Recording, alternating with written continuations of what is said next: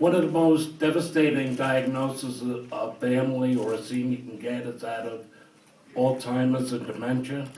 What would you do to help stop this terrible disease, which is affecting more and more and costing our country billions in productivity every year?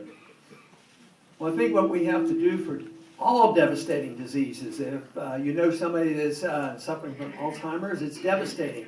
But all diseases are devastating. What you want is a system that is the most efficient way of taking care of problems like that, which means that you have to really challenge, depending on the government, to do it. Because the government gets involved, and if you take the research and development of government, most of those funds are divvied up for political reasons. Drug companies are very, very powerful. So even though some good can come from that, it's really not the answer. It's the change in the medical system that we have now, that we get totally dependent on the government. Now, in my proposal for these significant cuts, it doesn't deal with, I have priorities that I try to protect because we have become so dependent on some of these, whether it's Social Security or medical care and some medical research and child health care.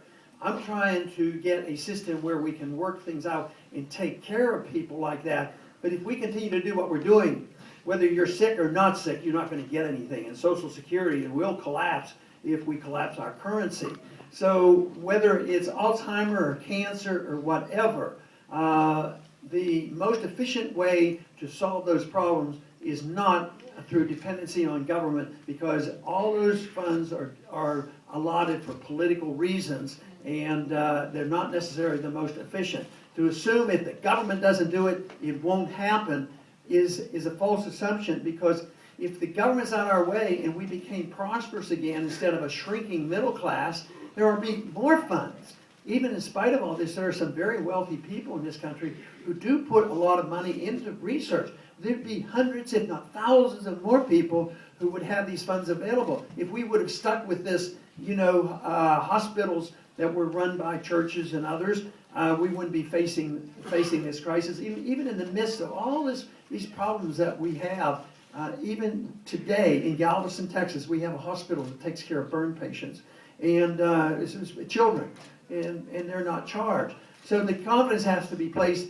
Can these problems, these difficult problems, be solved only by government, or would they be much better if you had a free and prosperous economy and work many of these problems out as we did before 1965?